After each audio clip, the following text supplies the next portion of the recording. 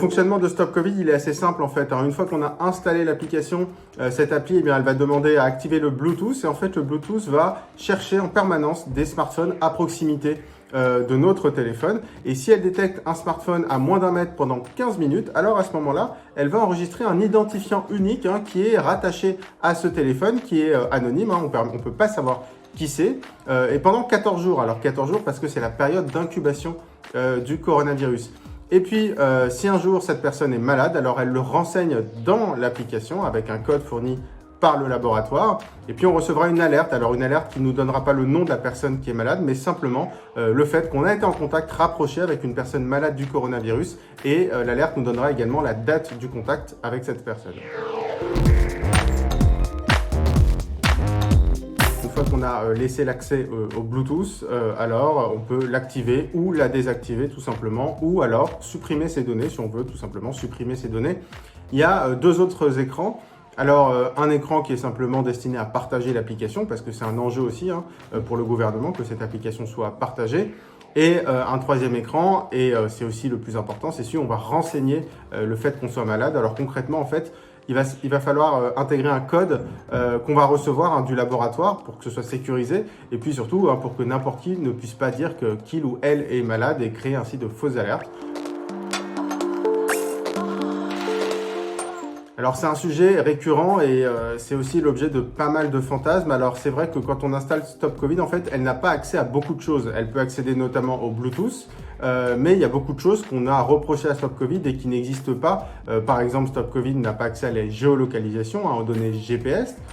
Stop Covid, par exemple, n'aspire pas, entre guillemets, notre liste de contacts. Ça, c'est faux, ça a été aussi évoqué parfois. Et puis, il y a un dernier point, c'est sur le fait que cette application soit installée par défaut. Il y a également des rumeurs comme quoi Stop Covid est installé par défaut. Non, Stop Covid, on va la trouver à partir de ce 2 juin sur les stores, sur iOS ou sur Android, mais c'est à l'utilisateur de l'installer et c'est sur la base du volontariat. Si on n'a pas envie de l'installer, on ne l'installe pas.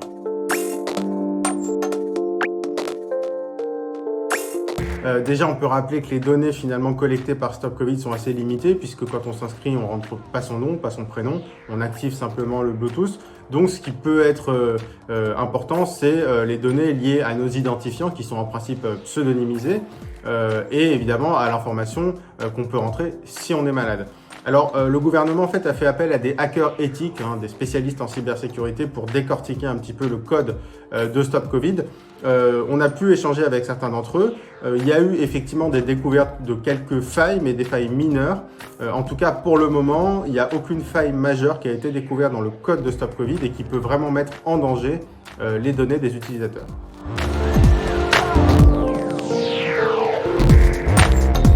Là aussi, c'est un des grands enjeux de Stop Covid. Est-ce que ça va servir à quelque chose? Alors, pour que ça serve à quelque chose, il faut que l'application soit installée par un nombre suffisant de personnes, mais il faut aussi qu'il y ait, entre guillemets, suffisamment de malades, parce que sinon, l'application ne va détecter aucun malade et ne sera pas efficace. Mais c'est ce qui risque de se passer, où en fait, on peut espérer que ça se passe comme ça, dans la mesure où l'épidémie est en recul, et si ça se poursuit comme ça, on peut penser que Stop Covid ne servira pas à grand-chose.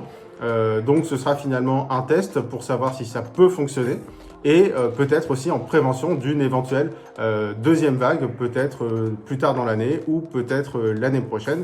Par contre, ce qui est sûr, en tout cas c'est la promesse du gouvernement et ils seront assez scrutés là-dessus, c'est que si l'épidémie de coronavirus disparaît, alors Stop Covid disparaîtra également.